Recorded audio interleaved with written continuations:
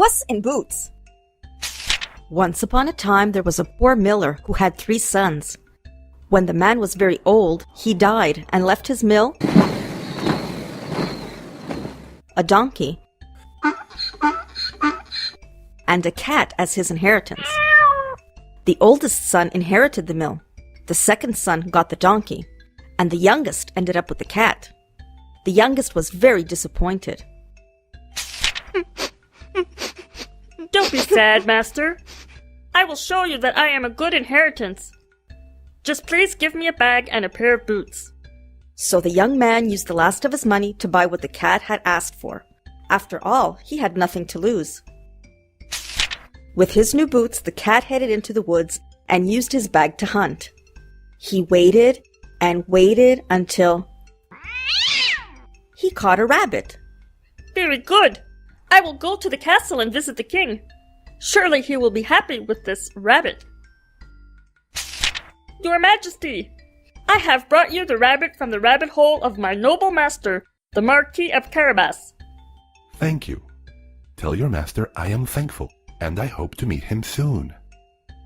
From that day on, for the next 3 months, Puss in Boots continued to bring the king gifts in the name of his master.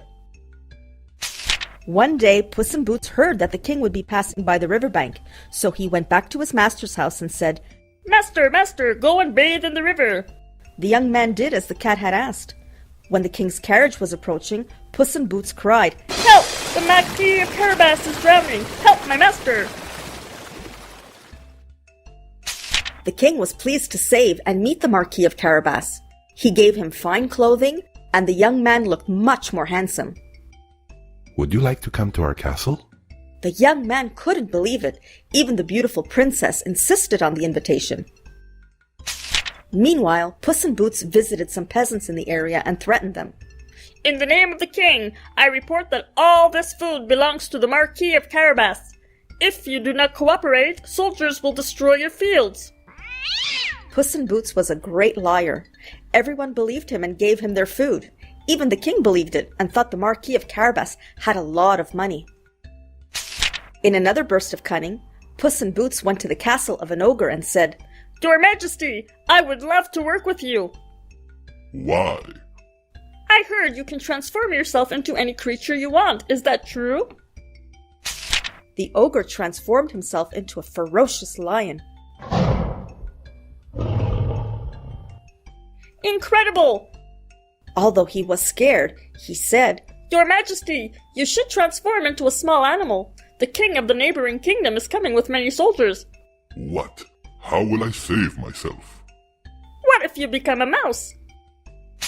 The ogre did as the cat suggested.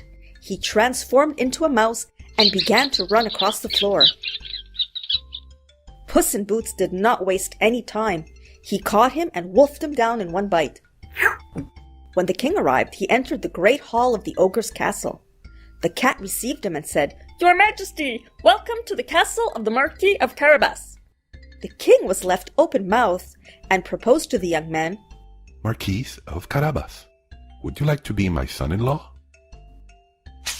That is how the Marquis of Carabas accepted the honor that the king granted him, and on that same day he married the beautiful princess.